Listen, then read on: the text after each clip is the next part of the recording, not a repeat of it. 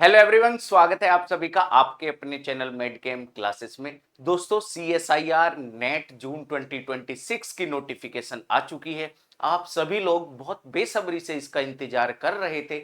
हमें पता नहीं चल रहा था कि कब जो है वो नोटिफिकेशन आएगी। तो नोटिफिकेशन 27 मई के दिन आपकी आ चुकी है। क्या है पूरा इंफॉर्मेशन बुलेटिन, कौन कौन सी जरूरी चीजें हैं दोस्तों जो आपको पता होनी चाहिए। CSIR नेट के बारे में ये चीजें आपको जरूर पता होनी चाहिए। कंप्लीट जानकारी हम इस वीडियो में आपको देंगे, सारी चीज के बारे में हम डिस्कशन करेंगे। तो दोस्तों, ये इंफॉर्मेशन बुलेटिन है जो CSIR UGC नेट जून 2026 की, इसके बारे में थोड़ा देख लेते हैं।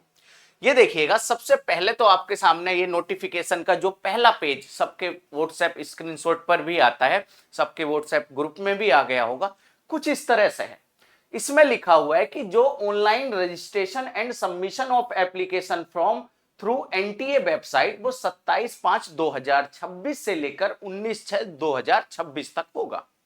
मतलब 27 मई से 19 जून तक आप एप्लीकेशन फॉर्म फिल कर सकते हो। दूसरी चीज जो आपका लिखा हुआ है कि कब तक फी सबमिशन कर सकते हो, 20 जून तक आप जो है वो फी सबमिशन कर सकते हो।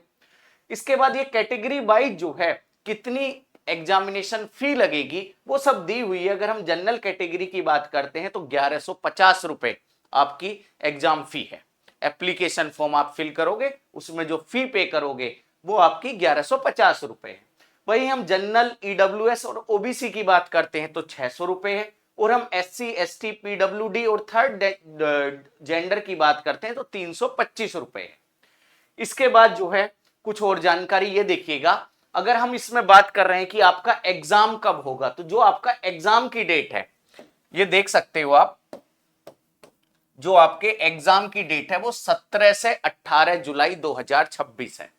17 से 18 जुलाई 2026 के दिन आपका एग्जाम होगा। 3 घंटे का आपका एग्जाम होगा। CBT कंप्यूटर बेस्ड टेस्ट होगा आपका। केवल MCQ आएंगे। कहीं कहीं ये अब्बा बीच में चल रही थी कि MSQ भी जो है वो आपके आएंगे क्या, नहीं। अभी जो पुराना पैटर्न चल रहा था एग्जाम का वही आपका होगा। सिलेबस भी आपका जो है वो ज्यादा चेंज नहीं है, बिल्कुल भी चेंज नहीं है। सेम आपको जो पहले पढ़ रहे थे वही जो है वो अभी पढ़ना है। इसके बाद ड्यूरेशन आपको पता ही है कि भाई 3 घंटे का एग्जाम होता है। दो शिफ्ट में एग्जाम होगा आपका, 9 AM से 12 आफ्टरनून में, और दूसरा जो है 3 PM से 6 PM। ये आपका एग्जाम होगा। दूसरा जो दोस्तों, जिस वेबसाइट पे जाके आपको एग्जामिनेशन ये एप्लीकेशन फॉर्म फिल करना है वो है www.nta.ac.in। और दूसरा आप जो है इस पे जा सकते हो कि csirnet.nta.nic.in। इन पर जाकर जो है वो सारी चीज आप चेक कर सकते हो। चलिए, इसके बाद जो जो अलग मतलब हमारे सामने समस्याएं आती हैं उनके बारे में जानकारी लेते हैं। जैसे ये देखिएगा, इसमें क्या लिखा हुआ है, एलिजिबिलिटी फॉर। अगर दोस्तों आपका JRF क्लियर होता है कि आपका JRF क्लियर हुआ, तो उस केस में आप JRF के लिए भी क्वालिफाई करते हो, असिस्टेंट प्रोफेसर के लिए भी क्वालिफाई करते हो, और PhD एडमिशन के लिए भी क्वालिफाई करते हो। अगर आपका केवल JRF हुआ है, इन तीनों के लिए आप एलिजिबल माने जाओगे। दोस्तों, अगर आपका जो है वो असिस्टेंट प्रोफेसर, अगर आपका LS जिसे हम बोलते हैं लेक्चरशिप, अगर वो क्वालिफाई होता है तो आप JRF के लिए क्वालिफाई नहीं हो, बट आप असिस्टेंट प्रोफेसर के लिए क्वालिफाई हो। इसके बाद आप PhD ओनली के लिए, मतलब PhD एडमिशन के लिए भी क्वालिफाई हो। इसके बाद जो हमारी कैटेगरी थर्ड आती है जिसमें हम PhD ओनली हमारा क्वालिफाई होता है, उस केस में आप JRF के लिए क्वालिफाई नहीं हो, आप असिस्टेंट प्रोफेसर के लिए क्वालिफाई नहीं हो। आप जो है अलग अलग यूनिवर्सिटीज के फॉर्म भरकर PhD के लिए ज्वाइन कर सकते हो। अब यहां कुछ बातें मैंने लिखी हुई है, ये ध्यान से पढ़ना, ये बहुत स्टूडेंट का कंफ्यूजन रहता है। According to the official guideline and the information bulletin, the validity period of the JRF is 2 years from the date of the declaration of the result। इसका मतलब क्या है कि JRF का जो आपका सर्टिफिकेट आपको मिलता है, जब आपका रिजल्ट जिस दिन आया है उस दिन से लेकर 2 साल तक वो वैलिड रहेगा। मतलब आपने JRF क्वालिफाई किया है, आप कहीं जो है वो PhD में एडमिशन नहीं लिए 2 साल के अंदर, तो वो JRF आपका क्वालिफाई, मतलब JRF आपका नल एंड वॉइड हो जाएगा। फिर आपको जो अमाउंट JRF में मिलता है, फेलोशिप जो मिलती है, वो नहीं मिलेगी। बट आप असिस्टेंट प्रोफेसर के लिए अपने पूरे जीवन भर एलिजिबल रहोगे। आप पीएचडी ओनली के लिए एलिजिबल रहोगे। मतलब आपका अगर जो है वो जेआरएफ हुआ है, आप 2 साल तक एडमिशन नहीं लेते कहीं पीएचडी में, उसके बाद कहीं आप एडमिशन लेते हैं तो जेआरएफ का अमाउंट आपको नहीं मिलेगा, बट पीएचडी में एडमिशन आप ले सकते हो। इसके बाद आप असिस्टेंट प्रोफेसर के लिए एलिजिबल रहोगे हमेशा। पहली लाइन तो ये लिखी हुई है, ध्यान से पढ़ लीजिए, बहुत स्टूडेंट इसके बारे में कंफ्यूज रहते हैं। This means you must register or enroll in a PhD program at a university or institute within 2 years to activate your fellowship. If you don't secure admission within this time frame, the JRF award letter will lapse and become invalid. जो same बात मैं आपको बताया वही ये लिखी हुई है। इसके बाद अगली लाइन पढ़िए, for admission to PhD the mark obtained in the joint CSIR UGC NET by the candidate in category 2 and category 3 will be valid for a period of 1 year for the date of declaration of the result of joint CSIR UGC NET। अब कह क्या रहा है कि अगर जो है वो आपका असिस्टेंट प्रोफेसर कैटेगरी 2 वाला क्लियर होता है या कैटेगरी 3 वाला, मतलब पीएचडी ओनली आपका क्वालिफाई होता है, तो आपको 1 साल के अंदर अंदर, जिस दिन से आपका रिजल्ट डिक्लेयर हुआ है उससे 1 साल के अंदर अंदर जो है वो वैलिड रहेगा, आपको पीएचडी में एडमिशन लेना पड़ेगा। अगर आप नहीं लेते हो तो फिर उसके बाद आप पीएचडी में एडमिशन नहीं ले सकते इसके थ्रू, कैटेगरी 2 और कैटेगरी 3 के जो आपका क्लियर हुआ है। इसके बाद दोस्तों, अगर आपका कैटेगरी 2 पीएचडी ये असिस्टेंट प्रोफेसर के लिए क्वालिफाई करे हो लेक्चरशिप के लिए, तो आप उम्र भर मतलब जीवन भर तब तक आपकी एज है, तब तक जो एज लिमिट के हिसाब से अपने अपने स्टेट के या अलग अलग प्लेसेस पर आप एग्जाम दे सकते हो, आप जो है वो क्वालिफाई माने जाओगे। ठीक है जी, ये 2 बात आपको समझ में आई। अगर आपका जेआरएफ हुआ तो 2 साल के अंदर जो है आपको पीएचडी में एडमिशन लेना पड़ेगा, जेआरएफ को अगर आप कंटिन्यू करना है। अगर आप इसके बाद नहीं लेते हो तो आपका जेआरएफ नहीं माना जाएगा। इसके बाद अगर हम बात करें कि आपने जो है वो कैटेगरी 2 और कैटेगरी 3 में क्वालिफाई करा है, तो आपको 1 साल के अंदर अंदर पीएचडी में एडमिशन लेना होगा, नहीं तो ये फिर माना नहीं जाएगा। हाँ, अगर आपने जो है वो कैटेगरी 2 में आपका क्वालिफाई हुआ है तो असिस्टेंट प्रोफेसर के लिए आप एलिजिबल हो, ये बात ध्यान से समझ लीजिए। इसके बाद दोस्तों हम आते हैं अबाउट द जेआरएफ। जेआरएफ के बारे में कुछ बात यहां कर लेते हैं। जेआरएफ की अगर आप जेआरएफ क्वालिफाई करते हो और आप पीएचडी में एनरोल होते हो, तो जैसे कि इसमें लिखा हुआ है आपको 37,000 मतलब 37,000 रुपए प्लस एचआरए आपको मिलेगा, जो बढ़कर 2 साल बाद आपका 42,000 प्लस एचआरए हो जाएगा। 2 साल बाद आपका बढ़ के जो है वो 42,000 मतलब एसआरएफ में कन्वर्ट हो जाता है, सीनियर रिसर्च फेलोशिप। 2 साल बाद आपका 42,000 प्लस एचआरए आपका मिलता है। यही सारी बात जो है वो यहाँ लिखी हुई है कि 2 साल के बाद जो स्टाइफंड है वो आपका 42,000 हो जाएगा। शुरू में जो है वो आपको 37,000 पर मंथ जो है वो मिलेंगे। इसके बाद दोस्तों जो अगली बात है वो है एलिजिबिलिटी क्राइटेरिया की। एलिजिबिलिटी क्राइटेरिया थोड़ा ये ध्यान से आप देखना, अगर आप जनरल कैटेगरी या ईडब्ल्यूएस से बिलोंग करते हो तो आपके मास्टर्स में 55% से ज्यादा होने चाहिए, एटलीस्ट 55% मार्क्स या उससे ज्यादा आपके होने चाहिए, तभी आप एलिजिबल एलिजिबल माने जाओगे इस एग्जाम के लिए। पहली चीज। दूसरी चीज दोस्तों, अगर आप बिलोंग करते हो OBC, PWD, SC, ST, third person, तो आपके मिनिमम जो मास्टर्स है उसमें 50% मार्क्स होने चाहिए। 50% मार्क्स आपके जो है वो पोस्ट ग्रेजुएशन में होने चाहिए, तभी आप एलिजिबल माने जाओगे इस एग्जाम के लिए। इसके बाद देखिए दूसरा बी वाला, candidate who are pursuing their master degree और इक्विवेलेंट कोर्स और candidate who have appeared for their qualifying master degree final year examination and whose result is still awaited. ये वाला पूरा मैं आपको जो है वो सार बता देता हूं क्या लिखा हुआ है। दोस्तों अगर जो है आप एमएससी फर्स्ट ईयर में या अपने मास्टर्स के फर्स्ट ईयर में हैं या सेकेंड ईयर में आप हैं, तो आपका रिजल्ट तो अभी नहीं आया, अभी 55% जो है वो आपके पता नहीं चलेंगे। तो अगर आप जो है वो एग्जामिनेशन क्वालिफाई कर रहे हो अंडर जेआरएफ, तो आपको 2 साल के अंदर अंदर अपना कंप्लीट कोर्स मतलब क्लियर करना होगा और 55% आपके मिनिमम होने चाहिए, सेम जो जैसा लिखा हुआ था कि 55% जो है वो जनरल और ईडब्ल्यूएस के लिए, 50% जो है ओबीसी, एससी, एसटी, पीडब्ल्यूडी और थर्ड कैटेगरी के, थर्ड जेंडर के लिए। ध्यान से देख लीजिए, अगर आप अपने मास्टर्स में हो, चाहे आप फर्स्ट ईयर में हो चाहे आप सेकेंड ईयर में हो, आप एग्जाम दे सकते हो। अगर आपका जेआरएफ क्वालिफाई हुआ है तो वो 2 साल तक वैलिड माना जाएगा। उस 2 साल के अंदर अंदर आपको जो है अपना मास्टर्स कंप्लीट करना पड़ेगा विद ये जो आपका मार्क्स क्राइटेरिया था। ठीक है जी, आगे देखते हैं। whose result is still awaited for candidate whose qualifying examination has been delayed may also apply for this test. However, such candidate will be admitted provisionally and shall be considered eligible for joint CSIR UGC NET only after they have passed their master degree or equivalent examination with at least 55% marks or 50% marks in these category. Such candidate must complete their master degree or equivalent examination within 2 years from the date of joint CSIR UGC NET result will be required percentage of marks failing which they shall be treated as disqualify। यही same बात लिखी हुई है जो मैंने आपको बताई कि आपको जो है वो 2 साल के अंदर ही क्वालिफाई करना होगा।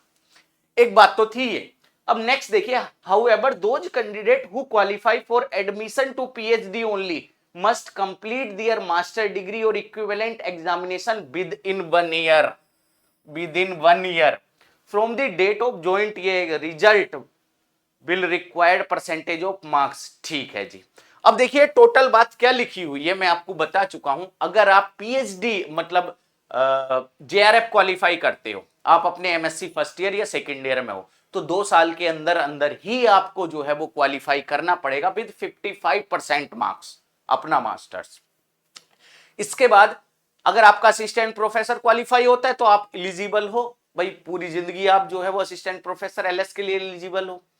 अगर आपका कैटेगरी 3 में पीएचडी ओनली क्वालिफाई होता है तो आपको 1 साल के अंदर अंदर, जब से रिजल्ट आपका डिक्लेयर हुआ है उसके बाद आपको 1 साल के अंदर अंदर ही अपना मास्टर्स कंप्लीट करना होगा विद 55% और 50% अकॉर्डिंग टू योर कैटेगरी। ये यहां बात लिखी हुई है, ये भी जो है बहुत बहुत महत्वपूर्ण जानकारी है। इसके बाद दोस्तों हम आगे चलते हैं। ये देखिएगा, जो कैंडिडेट ऐसे हैं कि जो अपना मतलब 8 ईयर का ग्रेजुएशन प्रोग्राम है जिनका, उसके बाद वो पीएचडी करना चाहते हैं, उनके लिए कुछ इंफॉर्मेशन है। The candidate who are pursuing 4 year या 8 semester bachelors degree program and are in their last semester year में also apply for the test. However, such candidate will be admitted provisionally and shall be considered eligible for the award of JRF admission to PhD only after fulfilling the requirement contained in the university's grant commission minimum standard of procedure for the award of PhD degree regulation within 2 year। within 2 year JRF के लिए, within 1 year जो है वो PhD only के लिए। मतलब जो candidate अपना ग्रेजुएशन कर रहे हैं और ग्रेजुएशन उनका 4 साल का है या 8 सेमेस्टर का है, वो इसके बाद पीएचडी करना चाहते हैं, तो ऐसे कैंडिडेट को अगर जो है वो जेआरएफ क्वालिफाई हो जाता है ड्यूरिंग दियर मतलब अगर आप जो है वो अपने इस कोर्स में हो और आपका क्लियर हो जाता है जेआरएफ, तो 2 साल के अंदर अंदर जिस दिन से रिजल्ट डिक्लेयर हुआ है, अगर आप जो है वो पास हो जाते हो विद 75%, 75% यहां लिखा हुआ नहीं है, अच्छा 75% आपके मिनिमम मार्क्स होने चाहिए। अगर आप पास हो जाते हो तो आप एलिजिबल हो जो है जेआरएफ के लिए, और आपका कैटेगरी 3 में पीएचडी ओनली हुआ है तो आपको 1 साल के अंदर अंदर ही पास होना होगा। इसके बाद जो most of the student confuse रहते हैं वह अपर एज लिमिट में रहते हैं, तो अपर एज लिमिट ध्यान से सुन लीजिए दोस्तों। Not more than 30 year as one of the first day of the month in which the examination is concluded, that is July 2026। कह क्या रहा है कि आप जो है वो 30 साल से आपकी एज ज्यादा नहीं होनी चाहिए जिस मंथ आपका एग्जाम हो रहा है। जैसे मान लीजिए सपोज करिए मेरी जो है वो डेट ऑफ बर्थ 30 जून है, गैस मतलब ये सपोज कर रहे हैं, रियल नहीं है, जो कि 30 जून जो है वो मेरी डेट ऑफ बर्थ है, और मैं 1 जुलाई मतलब 30 जून के दिन 30 साल का हो गया हूं। इसके बाद अब जुलाई में चूंकि एग्जाम है, ये फॉर्म मैं फिल कर देता हूं और मैं चाहता हूं मुझे जेआरएफ मिले। और इसका देखिए जुलाई में एग्जाम है और एक जुलाई से पहले मैं 30 साल का कंप्लीट हो गया हूं जिस महीने में एग्जाम है। अगर ऐसा हुआ है तो उस केस में मुझे जेआरएफ नहीं मिलेगी। जेआरएफ के लिए आपकी एज, जिस मंथ आपका एग्जाम है उसकी पहली तारीख को 30 साल से कम होनी चाहिए।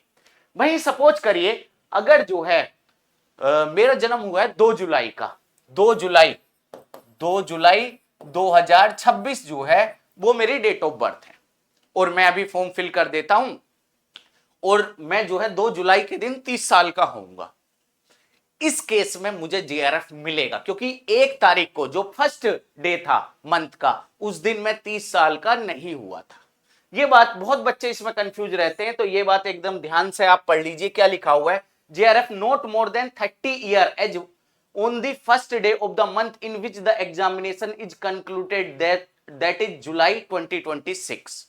जो मैं आपको बात बताया, a relaxation of up to 5 years is provided to the candidate belonging to OBC NCL as per the central list or OBC available on website, SC ST PWD third gender category and the women applicants।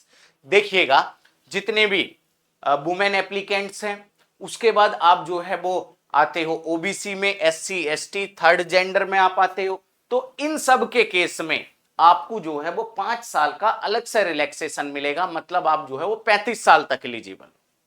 ठीक है जी। इसके बाद बात करते हैं assistant professor की। There is no upper limit in applying for joint CSIR UGC NET for assistant professor. कभी भी आप जो है वो अप्लाई कर सकते हो, कोई अपर लिमिट नहीं है।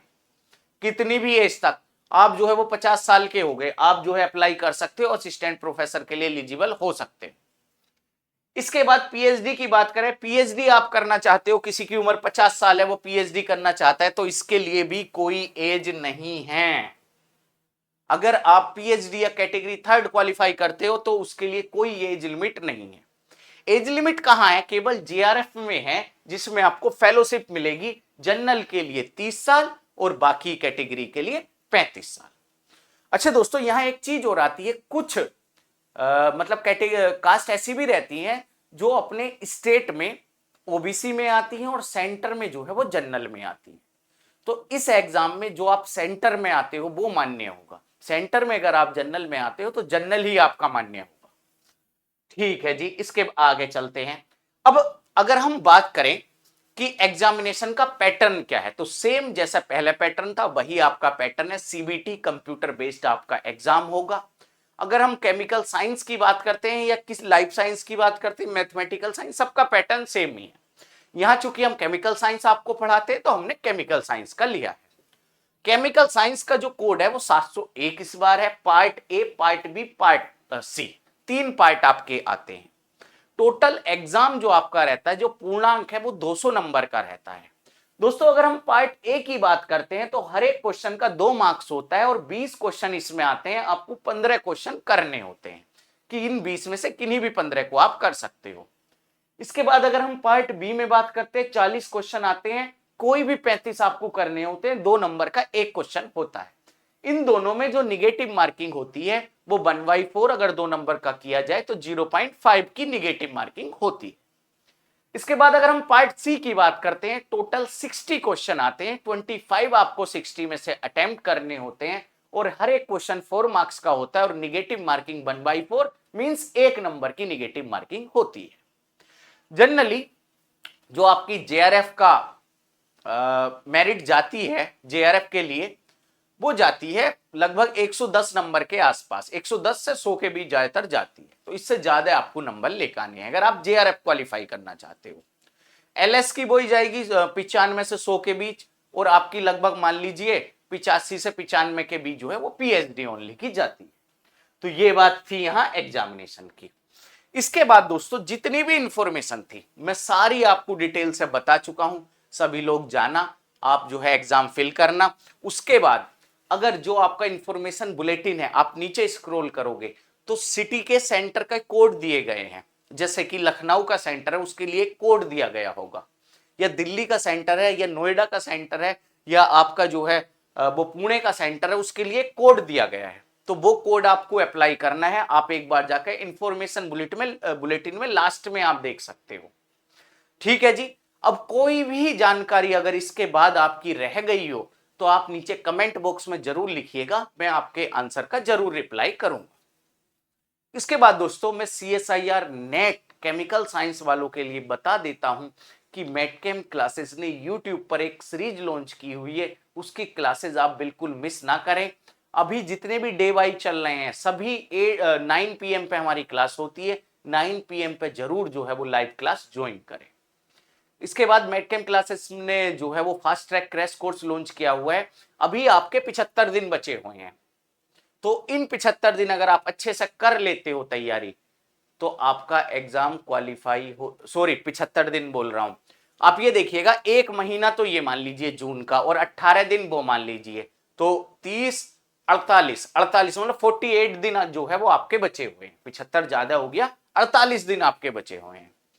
और 48 दिन में अगर आप जो है वो डेली 4 से 5 घंटे हमारे साथ फास्ट ट्रैक क्रैश कोर्स में पढ़ते हो तो आपका रिजल्ट एकदम चेंज हो जाएगा। अगर आप जो है 70 80 90 नंबर पर अटक जाते हो तो आप 120 के आसपास आओगे। ठीक है, तो ये कंप्लीट जानकारी थी जो दोस्तों मुझे आपको देनी थी। इसके बाद जो भी स्टूडेंट हमारे साथ मिलकर केमिस्ट्री सीखना चाहते हैं और अपना एग्जाम दिसंबर 2025 में देना 2026 में देना चाहते हैं तो हमारा लाइव बैच 1 जून से लॉन्च हो रहा है। एक बार आप जाके डिस्क्रिप्शन चेक कर सकते हो, मेडकेम क्लासेस का ऐप डाउनलोड कर सकते हो, उसमें सारी जानकारी आपको मिल जाएगी।